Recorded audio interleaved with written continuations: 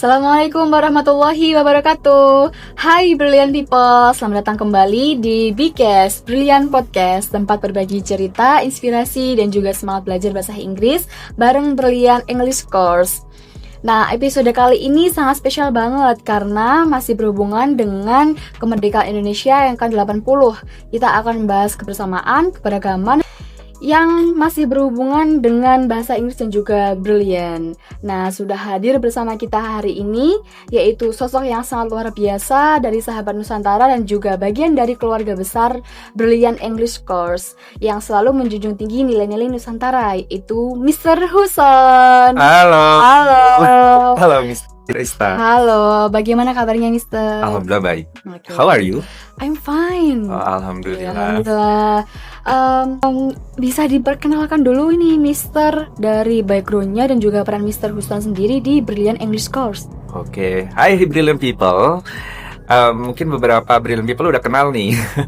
Tapi saya nggak terkenal juga sih. Nanti saja. Oke. Nama lengkap saya Huson Riyaji Sipan. Ya. Secara general, kebanyakan teman-teman saya juga manggilnya saya sebagai Huson. Untuk di Brilliant sendiri, itu Brilliant People rata-rata memanggil saya dengan sebutan Mr. Huson. Tetapi ada juga sebagian yang lain yang mengenal saya sebagai Mr. Morning, ada juga Mr. Thank you, Mr. Welcome to Brilliant. Mungkin karena ini kali, saya biasa greeter dengan tagline tersebut, dengan Good morning, welcome to Brilliant, thank you, take care. Jadi mereka menyebut saya dengan istilah greeting yang biasa saya saya dengungkan. Kemudian kalau background? Kalau backgroundnya sebenarnya basic saya dari entertain, dari komunikasi, kemudian jadi seorang public speaker, start dari siaran radio, awalnya jadi penyiar radio, kemudian MC, dan alhamdulillah pernah dipercaya juga menjadi menghandle atau memanage beberapa manajer artis, alhamdulillah. Kalau ngomongin bulan Agustus nih, Mister, apa sih yang biasanya langsung terlintas di pikiran Mister Huson tentang bulan Agustus? Indonesia. Kenapa tuh Indonesia? Karena ya Indonesia merdeka pada bulan Agustus. Banyak mengatakan misalkan apa yang terlintas merdeka, ada yang terlintas ini dan itu. Yang merdeka seperti apa? Karena banyak juga negara lain yang merdeka di bulan Agustus. Seperti Singapura misalnya, itu merdeka 9 Agustus. Atau negara tetangga kita Malaysia dan Kyrgyzstan juga merdeka di bulan Agustus, 31 Agustus. Atau besok Korea Selatan merdeka 15 Agustus. Sementara Indonesia merdeka 17 Agustus. Dari semua negara cuma di kepala saya Indonesia. Oh, keren banget sih. Keren banget sih ini. Enggak juga, biasanya. Oke, sudah berapa lama ini Mr. Huson bergabung di Brilliant? Kalau start kenal Brilliant tuh dari 2019, tepatnya pada tanggal 10 Desember 2019, as a member, yang saya tuh nggak pernah registrasi, tetapi qadarullah waktu itu dipertemukan sama Mr. B selaku owner, dan beliau memberikan kesempatan saya untuk belajar di Brilliant sebagai member waktu itu. Kemudian pada bulan Agustus, 8 Agustus 2020, yang pas pandemi waktu itu untuk secara official saya dipercaya atau diperbantukan sebagai customer service atau frontliner saat ini ya. Kemudian range-nya pendek sih, paling 3 bulan resign, 4 bulan resign. Jadi range waktu 2020 sampai 2023 itu selalu ada di Brilliant setiap tahunnya, cuma sebentar-sebentar gitu, come and go, nggak istiqomah sih. Kemudian kalau yang terakhir ini start dari 2025, dari bulan Januari sampai sekarang. Oke, siap-siap. Kalau fun fact dari Mr. Huson sendiri yang perlu diketahui sama Brilliant People tuh apa, Mister? Kalau di Brilliant People itu kebanyakan mungkin karena saya biasa greeting, kemudian mungkin berinteraksi sama member, sama yang lain. Jadi mayoritas dari mereka itu mengenal saya sebagai pribadi extrovert. Mungkin dengan hi guys, gini-gini dan lain sebagainya. Tapi basicnya, fun fact-nya itu kalau misalkan saya tes MBTI atau tes psikologi, itu 90% saya introvert. Wow. Gak nyangka ya guys ya. Jadi kalau extrovert itu hanya 10%, itu yang kelihatan. Oke, siap-siap. Saya sebenarnya juga introvert sih, Mister. Oh, tos dulu dong berarti. Oke, tos dulu. Oke, ini bisa langsung ke pertanyaannya aja ya, Mister. Boleh, tapi nggak sulit amat kan? Oh, enggak sih, santai aja sih, Mister ya. Oke, siap. Untuk pertanyaan pertama ini, menurut Mr. Huson, apa makna kemerdekaan di zaman sekarang? Oke, ini asumsi saya tentang kemerdekaan. Kemudian untuk kemerdekaan sendiri menurut saya merdeka secara pikiran terbuka gitu. Banyak yang berpendapat bahwasanya kemerdekaan itu kebebasan berpendapat, merdeka untuk berekspresi dan lain sebagainya. It's okay. Tetapi mungkin menurut saya yang perlu dibenahi adalah untuk berpikir secara terbuka, open minded, bukan narrow minded. Karena mungkin apalagi kita hidup di era globalisasi, era media sosial yang semua orang tuh bebas berpendapat. Sorry to say, misalkan ada foto seorang cewek yang seksi, oh ini bla bla bla, langsung berasumsi demikian. Oh ini ada seorang cewek yang belum nikah, oh ini perawan tua nih segala macam. Itu banyak asumsi yang menurut saya itu narrow minded, iya nggak sih? Jadi kita juga perlu untuk berpikiran terbuka gitu, untuk kita berpendapat, kita beraktualisasi diri atau apa harus dibenahi dengan pikiran terbuka.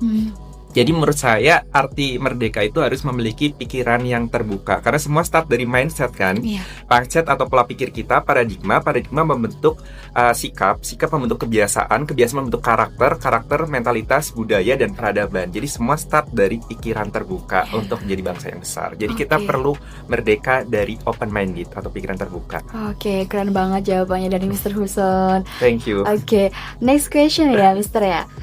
Bagaimana nilai-nilai nasionalisme bisa dihidupkan di lingkungan belajar seperti di Brilliant? Oke, kebetulan saya bersyukur banget Tuhan mempertemukan saya dengan Brilliant, karena kita kadang juga tidak bisa memilih kita dibentuk dari mana gitu. Dalam perjalanan hidup saya beruntung sekali Tuhan memperkenalkan saya dengan Mr. Abi selaku owner dan keluarga besar Brilliant tentunya. Dan salah satu value yang luar biasa dari Brilliant adalah value dari nasionalisme. Dengan tagline-nya aku untuk Indonesia. Nah tadi nilai-nilai yang ditunjukkan nasionalisme yang ditunjukkan sama Brilliant itu banyak sekali. Yaitu salah satunya adalah Brilliant adalah satu dari sedikit kursusan di kampung Inggris itu yang memperkenalkan budaya Indonesia sebagai value-nya. Dibuktikan setiap hari Senin sama hari Kamis menggunakan lurik, bahkan lengkap gitu kan. Kemudian hari Jumat batik. Kemudian setiap pagi itu ada morning ritual. Setiap jam 8 pagi kita ada lagu Indonesia Raya diperdengarkan di Seantero Brilliant. Kemudian kita membacakan teks Pancasila, lagu syukur dan sebagainya. Kemudian luar biasanya setiap tanggal 17 dan setiap hari-hari besar nasional Brilliant selalu mengadakan upacara bendera yang mungkin tidak dilakukan oleh lembaga lain di luar Brilliant. Seperti itu. Jadi mungkin itu nilai-nilai nasionalisme yang ada di Brilliant. Oh ya, keren banget sih. Next pertanyaannya, ada nggak momen di Brilliant yang bikin Mr. Huson ini merasa wah inilah kebersamaan ala Indonesia gitu? Banyak banget. Gimana nih Mr. Salah satunya adalah momen RM atau Religious Meeting. Itu Indonesia tuh dikenal sebagai keberagaman. Kita memiliki ratusan suku bangsa dan saat ini yang official tuh ada 6 agama yang diakui di Indonesia. Dan ketika RM atau Religious Meeting, kita memiliki kiblat yang berbeda nih kayak lagu Bangu. Tetapi kita keberagaman itu disatukan dalam satu momen. Kita beribadah dengan beragam tata cara beribadah yang berbeda. Dan itu dilakukan ketika RM. Itu untuk event mingguannya. Untuk event tahunannya kita selalu ada makrab, dan di makrab itu kita memperkenalkan budaya. Biasanya kita mengangkat tema-tema kebudayaan, dan kita ada sebuah semacam festival atau mungkin semacam perlombaan kecil lah, tapi menggunakan pakaian-pakaian yang mengangkat-ngangkat budaya-budaya di Indonesia. Seperti itu gitu. sih. Ya, mungkin salah satu event-event atau beberapa momennya seperti itu. Oke, siap. Bagaimana Brilliant mempersatukan member dari berbagai daerah, budaya, dan juga latar belakang yang berbeda, Mister? Mempersatukan? Iya, mempersatukan. Mungkin dengan satu tagline-nya. Kita memiliki satu tagline yang luar biasa yang didengungkan oleh Brilliant, yaitu Aku Untukmu Indonesia. Kenapa di situ nggak disebutkan Aku Untukmu Jawa Barat, atau mungkin Aku Untukmu Jawa Tengah, Aku Untukmu Maluku, Aku Untukmu Jawa Timur, tetapi Aku Untukmu Indonesia. Karena kita beragam gitu dari berbagai latar belakang yang ada di Indonesia, dari Sabang sampai Merauke, semua dipersatukan dengan satu tujuan, yaitu untuk Indonesia. Seperti mungkin ini salah satu implementasi dari nenek moyang kita yang berlatar belakang dari berbagai suku bangsa kan, dengan Yong Java, Yong Batak, Yong Ambon, semua dipersatukan di momen Sumpah Pemuda kan, waktu itu 28 Oktober 1928.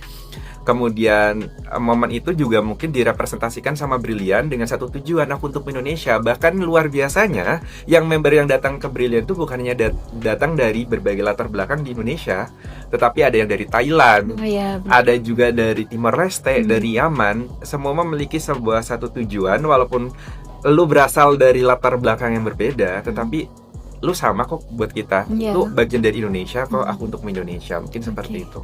Oke, keren banget nih. Lalu pertanyaan selanjutnya, di Berlian itu member datang dari seluruh Nusantara. Oke. Nah, apa tantangan sekaligus keindahan yang Mr. Huson lihat dari keberagaman itu? Tantangan ya. Kalau Iya. berbicara tantangan, pastinya kita berangkat dari latar belakang budaya yang berbeda. Mungkin dari latar belakang agama yang berbeda. Ya. Kemudian kita lahir dari pola pikir, pola asuh, lingkungan yang berbeda. Pastinya punya perbedaan juga dari tumbuh kembangnya kita sebagai manusia. Iya. Dan kita memiliki karakter yang berbeda-beda. Pasti tantangannya ya otomatis menyatukan perbedaan itu bukan sesuatu yang mudah. Tetapi kalau kita memiliki mindset aku untuk Indonesia, perbedaan itu menurut saya menjadi sebuah keindahan. Kita contoh sebagai pelangi. Pelangi indah karena apa sih? Karena berbeda kan. Iya, kenapa? Kemudian sebuah taman bunga kalau isinya mawar doang warnanya merah kayaknya boring gak sih? Iya sih, benar-benar juga sih. Jadi justru yang tadi tantangannya adalah menyatukan keberagaman itu, tapi bagaimana keberagaman itu dikemas menjadi sebuah keindahan. Oke. Pokoknya seperti itu. Jadi ya kembali lagi kepada pola pikir atau mindset kan. Iya sih, gitu. benar. Jadi nggak apa-apa berbeda gitu, nggak apa-apa beragam, tapi bukan berarti kita harus memaksakan mereka untuk seragam gitu. Kalau seragam malah nggak seru nggak sih? Iya sih, benar Itu yang sih. membuat Brilliant unik ya karena keunikan itu sendiri, keberagaman yang ada di Brilliant. Oke, siap. Untuk yang selanjutnya, Mister, pernah nggak melihat perbedaan budaya antar member, tapi justru menjadi kekuatan di kelas atau di camp? Iya, pernah banget. Gimana nih, Mister? Jadi misalkan ada satu kelas yang isinya itu dari beragam suku, itu hampir semua kelas pasti beragam kan. Iya.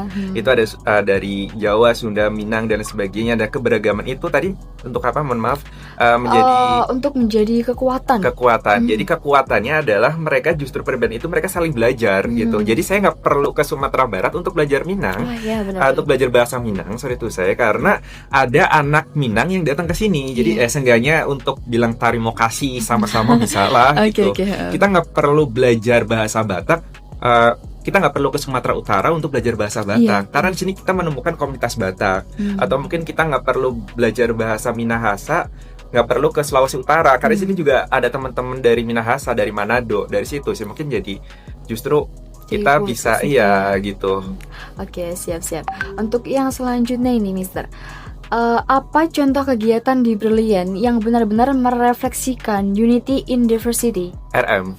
Oh, gimana nih? Yang tadi saya bilang religious meeting. Jadi setiap hari Senin sama hari Kamis itu sekitar pukul 18 sampai pukul 20 malam itu kita ada nama aktivitas yaitu religious meeting. Unity in diversity, menyatukan perbedaan dalam keberagaman kan. Poinnya dari situ kan keberagaman agama yang kita miliki antar member semua disatukan dalam satu waktu kita beribadah dengan kiblat yang berbeda tapi dengan satu tujuan, itu bagaimana kita berterima kasih sama Tuhan, bagaimana kita berdoa supaya Indonesia lebih sejahtera, bagaimana kita berdoa supaya bumi lebih atau semesta lebih damai.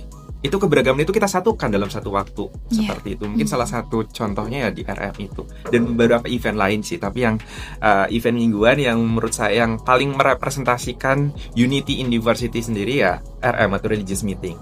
Oke, siap-siap. Pertanyaan selanjutnya ini, Mister. Oke, banyak banget ya. Iya sih, agak suka aja berarti ya, Mister ya. Enggak, saya bangga semakin banyak pertanyaan itu berarti banyak hal yang bisa mendeskripsikan tentang Indonesia. Oke, luar biasa. siap, keren banget nih. Ini Mister, ada yang bilang kalau kita belajar bahasa asing itu tuh bisa lupa sama bahasa dan budaya sendiri. Siapa yang bilang? Dengar di luar sih ya. Kalau menurut Mister Huson sendiri itu bagaimana sama pendapat itu? Semua itu kembali pada diri kita. Selama kita memiliki mindset atau pola pikir yang benar, justru itu semakin memperkaya. Ketika kita belajar bahasa asing bukan berarti kita merubah. Misalkan saya belajar bahasa Inggris bukan berarti saya jadi orang Inggris kan. Justru memperkaya akar budaya yang ada di diri kita. Seperti itu, akar budayanya saya orang Indonesia, orang Jawa. Tetapi dengan kita belajar itu semakin memperlengkap. Oh, ternyata aku juga bisa belajar budaya seperti itu. Dan yang paling utama adalah bukan berarti di bahasa asingnya, yaitu bagaimana kita memiliki akar kepribadian. Artinya sebagai contohnya, bahasa Inggrisnya terima kasih apa? Thank you. Nah, ketika saya mengatakan thank you, apakah saya berubah jadi orang Inggris? Ya enggak gitu. Nah, kita bisa kemudian memix kata thank you tersebut dengan budaya Indonesia. Misalkan sebagai contohnya thank you, itu kan Indonesia banget kan. Thank you gitu kan, atau excuse me yang permisi kula nuwun atau apa gitu. Jadi buat diri saya nggak ada masalah sih, itu kembali kepada pribadi masing-masing.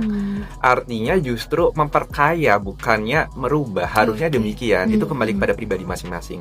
Oke, bagus banget ya sama pendapatnya Mr. Huson. Maybe. Keren sih. Oke, Oke. next question nih. Bagaimana caranya belajar bahasa Inggris tapi tetap menjaga rasa cinta tanah air, Mister? Oke, bagaimana rasanya belajar bahasa Inggris? Iya, tapi tetap menjaga rasa cinta di tanah air gitu. Oke, belajar bahasa Inggris tapi kita memiliki sebuah mindset bahwasanya yang harus internasional tuh Indonesia. Karena saat ini kan, tapi sebagai informasi bahwasanya kebanggaan luar biasa bahasa Indonesia tuh diakui sebagai bahasa internasional ke-10 kan oleh UNESCO. Oh iya. Udah tahu ya? Iya. Dan salah satu yang paling utama memang bahasa Inggris gitu. Dan artinya yang tadi bagaimana rasanya kita belajar bahasa Inggris tapi harus cinta tanah air. Nggak apa-apa kita belajar bahasa Inggris, tapi kita tetap punya sebuah mindset atau pola pikir bahwasanya kalau gue belajar bahasa Inggris tujuannya biar gue internasional. Siapa tahu gue bisa memperkenalkan UMKM yang ada di Indonesia secara internasional. Kemudian mengubah mungkin dari tampilan atau look UMKM yang kita kembangkan secara internasional. Sebagai contohnya, nggak apa-apa kita belajar bahasa Inggris tapi kita pengen jadi model internasional. Saat ini yang sedang booming Sawitri kalau nggak salah, itu kan model internasional. Atau mungkin beberapa tokoh internasional kayak Anggun C. Sasmi, Agnes Mo, atau siapa yang nggak apa-apa dia belajar bahasa Inggris, terlepas maksudnya mereka melepas kewarganegaraan itu pilihan mereka. Tetapi maksudnya untuk memperkenalkan budaya Indonesia juga di kancah internasional dari situ. Artinya mungkin ya tetap cita rasa Indonesia hanya itu untuk memperkenalkan budaya Indonesia secara internasional, mau nggak mau harus belajar bahasa Inggris lah gitu. Oke, siap. Apakah kemampuan bahasa Inggris itu bisa menjadi salah satu bentuk kontribusi untuk Indonesia di era global ini? Of course. Iya, kita nggak bisa menampik bahwasanya saat ini bahasa Inggris dikenal sebagai bahasa nomor wahid kan di dunia gitu, yang diakui secara internasional. Jadi mau nggak mau kalau misalkan kita ingin berperang secara global, ya mau nggak mau kita harus belajar bahasa Inggris gitu. Karena untuk saat ini kita berbicara perfilman, misalkan kita mau main film secara internasional di Hollywood, nggak mungkin kan kalau kita nggak bisa bahasa Inggris. Iya sih, kita benar. ingin menjadi penyanyi internasional, nggak mungkin kan kalau kita nggak bisa bahasa Inggris. Atau menjadi entrepreneur internasional, nggak mungkin kalau kita nggak bisa bahasa Inggris. Kita baru nggak usah jauh-jauh deh ke Singapura aja langsung menggunakan bahasa Inggris kan di bandaranya. Welcome to Changi Airport dan lain sebagainya. Iya, benar-benar. Nah kalau misalnya kita nggak bahasa Inggris, nih ngomong apaan gitu kan? Iya nggak sih? Masa bahasa isyarat ya? Nanti Iya, kan kita nggak mau ngerti. beli makanan di negara luar juga pakai bahasa Inggris bener banget. gitu. Jadi ya itu sangat relatable sih, berkorelasi banget menurut saya. Siap.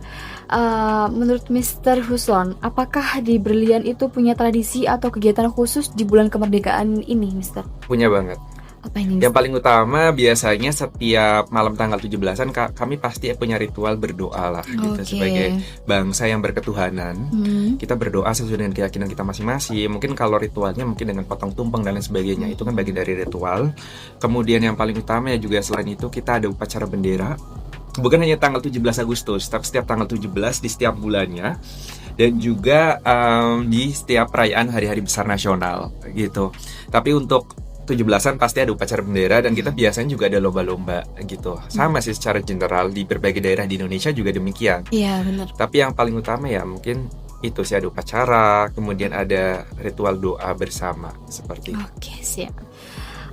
Kalau seumpama nih Mr. Huson dimintai tolong untuk membuat slogan kemerdekaan untuk Brilian di tahun ini, kira-kira apa nih, Mister? Pakai bahasa Inggris atau bahasa Indonesia? Terserah Mr. Huson aja sih. Oke, mungkin ada dua bahasa yang kita gunakan. Yang pertama adalah tagline untuk kemerdekaan Indonesia, Colorful of Indonesia mungkin. Colorful of Indonesia. Itu representasi dari Indonesia itu sendiri.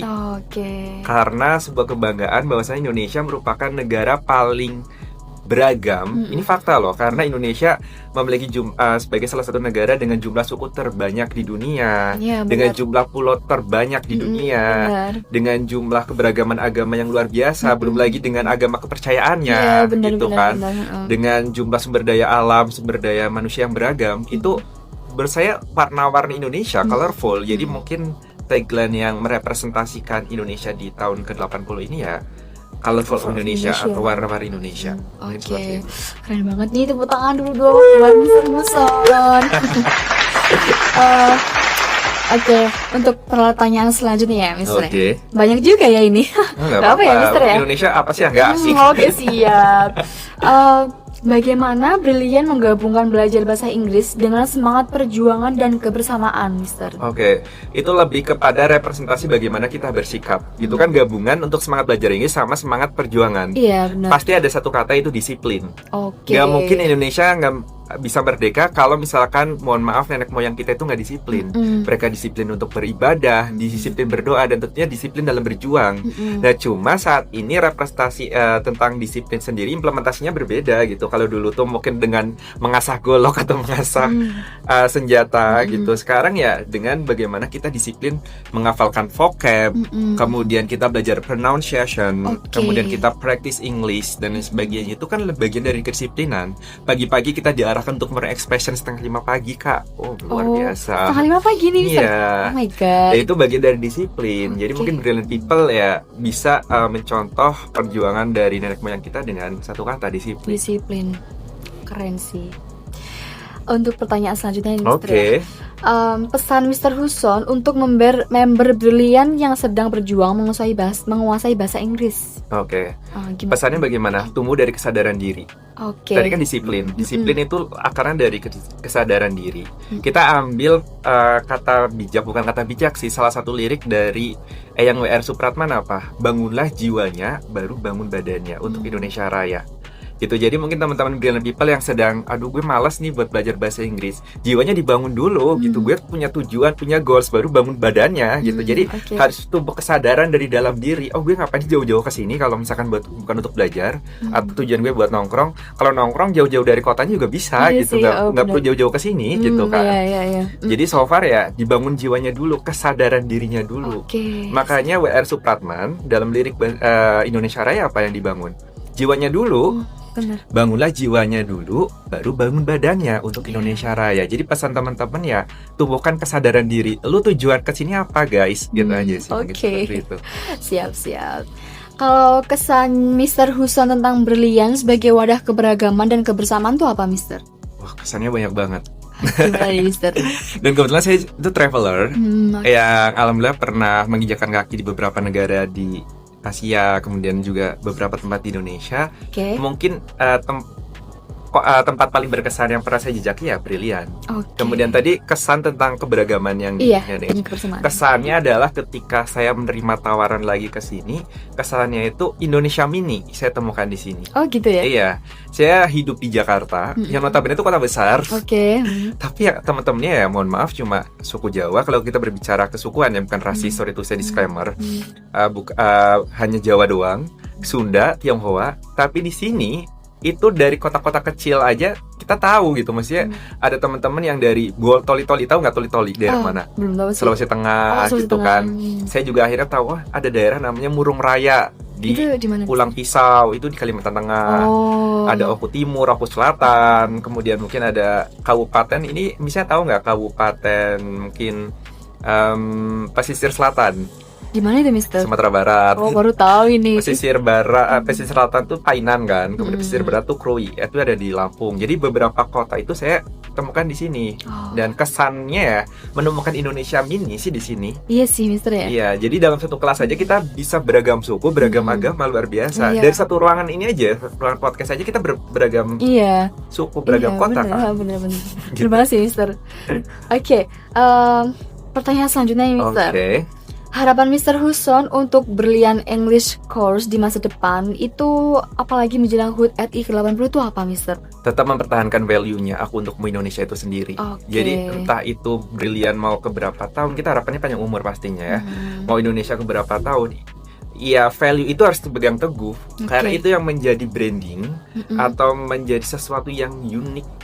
Uniqueness dari Brilliant ya value-nya itu gitu kan, dengan aku untuk Indonesia itu. Jadi kalau misalkan Brilliant tiba-tiba mengubah value-nya ya bukan Brilliant jadinya gitu kan.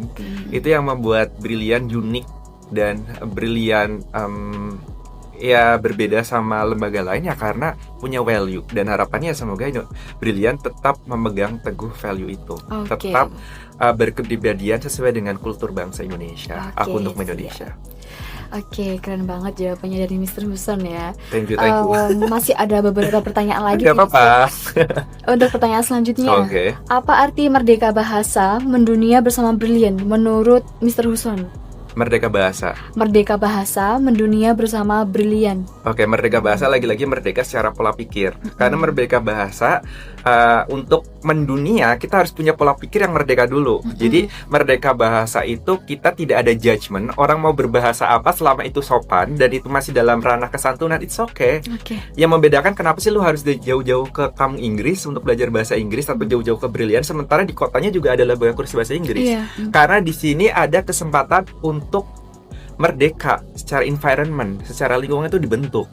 Saya alhamdulillah pernah belajar bahasa Inggris di sebuah kursusan misalkan di Jakarta atau mungkin di kota lain di Purwokerto, saya juga pernah. Tetapi di situ ketika keluar dari kursusan, saya mengatakan kata-kata yang simpel misalkan hi, hello, how are you atau mungkin thank you atau how much. Itu kan kata-kata yang simpel, tapi mereka akan menjudge songong lu gitu kan. Lu makan tahu doang. Sosokan bahasa Inggris gini-gini. Artinya itu nggak merdeka gitu. Tetapi merdeka bahasa artinya ketika kita berbicara bahasa Inggris pun mindsetnya itu bukan untuk sosokan, tapi agar kita bisa mengupdate diri kita, mengupdate skill kita supaya bisa ya tadi untuk bisa bertempur secara global, secara internasional. Karena bahasa kan bagian dari aplikasi. Iya. Kita bukan hanya belajar vocab doang, bagaimana kita practice tiap harinya. Yes, bener Exactly kan? Iya. Seperti itu Bener sih. banget sih, Mister. Mungkin seperti itu korelasinya. Bener ya? Bener, keren banget. Thank you. Kalau boleh tahu nih, Mister, satu Oke. pesan motivasi untuk anak-anak muda Indonesia yang sedang belajar, apa itu, Mister? Oke, tadi lahir dari kesadaran diri, kemudian lahir dari mimpi besar. Karena saya percaya bahwasanya orang-orang besar di dunia ini adalah mantan pemimpi. Dan satu kuat buat teman-teman bahwasanya ketika gue takut bermimpi nih, gue takut mimpi gue kebesaran, gue takut dijudge ketika mimpi gue besar dan sebagainya. Ada satu kuat buat teman-teman bahwasanya fakta membuktikan bahwa orang-orang hebat dan besar yang pernah terlahir di muka bumi ini bukanlah orang-orang yang terlahir dari rahim-rahim konglomerat. Bukanlah orang-orang yang terlahir dengan tingkat intelijensi sangat jenius. Bukanlah orang-orang yang terlahir dengan strata pendidikan yang sangat tinggi.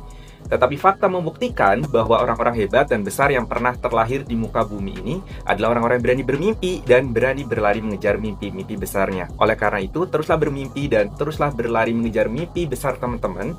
Karena di dalam mimpi terdapat kekuatan dan keajaiban yang mampu membuat kita menjadi mercusuar di muka bumi ini. Dan yakinlah bahwa Tuhan telah memeluk semua mimpi-mimpi besar kita. Jadi pesannya adalah selalu bermimpi dan jangan pernah takut bermimpi. Itu aja. Thank you. Oke, siap. Untuk pertanyaan selanjutnya ya, Oke. Mister. Bagaimana cara tetap semangat belajar di tengah kesibukan dan juga tantangan, Mister? Oke.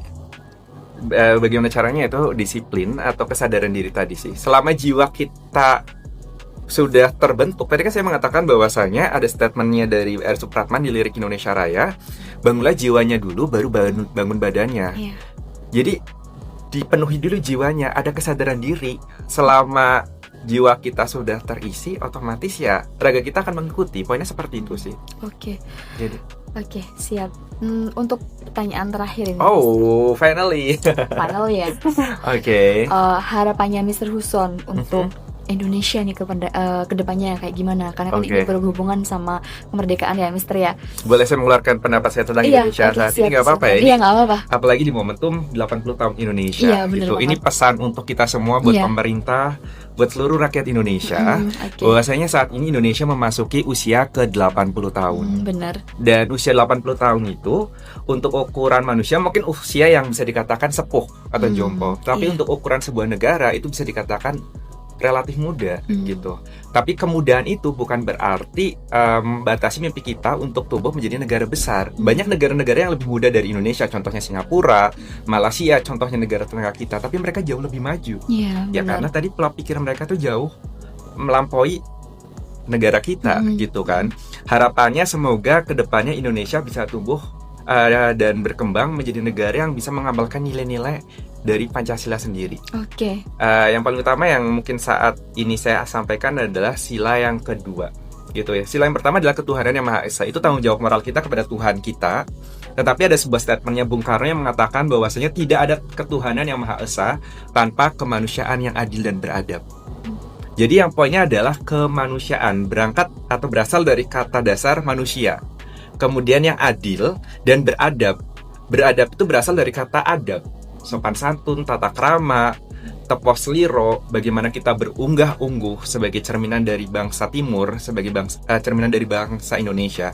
Harapannya semua ke depannya, entah itu pemerintah atau mungkin semua stakeholders di dalamnya, termasuk rakyat Indonesia sendiri, semoga Indonesia bisa tumbuh menjadi negara yang berkemanusiaan, yang adil dan beradab untuk menuju ke sila-sila selanjutnya. Karena saya lihat saat ini mungkin kita lihat beberapa fenomena seperti yang kemarin terjadi di Pati, saudara-saudara kita. Itu banyak kebijakan-kebijakan pemerintah yang jauh dari nilai-nilai kemanusiaan gitu. Sementara untuk menjadi bangsa yang besar ya kita harus menjadi bangsa yang berketuhanan dan berkemanusiaan. Karena jelas mungkin di agama kita, di Muslim sendiri, bagaimana kita balance antara hablum minallah sama hablum minanas, iya nggak sih? Bahkan ada sebuah kata bijak dari orang Minahasa, saudara-saudara kita di Minahasa. Disclaimer ya, kurang lebih kata-katanya seperti ini, citau timau tumotau, nggak tahu pronounce-nya seperti apa, kurang lebih seperti itu, yang artinya manusia bisa dikatakan menjadi manusia ketika dia dapat memanusiakan manusia. Gitu. Jadi semoga kedepannya Indonesia dapat tumbuh menjadi negara yang mengedepankan nilai-nilai ketuhanan dan nilai-nilai kemanusiaan. Karena saya yakin jika itu semua balance, maka ya kedepannya Indonesia bisa menjadi negara superpower. Contohnya negara Singapura, apa yang mereka bangun? Ya sumber daya manusianya, karena mereka nggak punya sumber daya alam seperti Indonesia.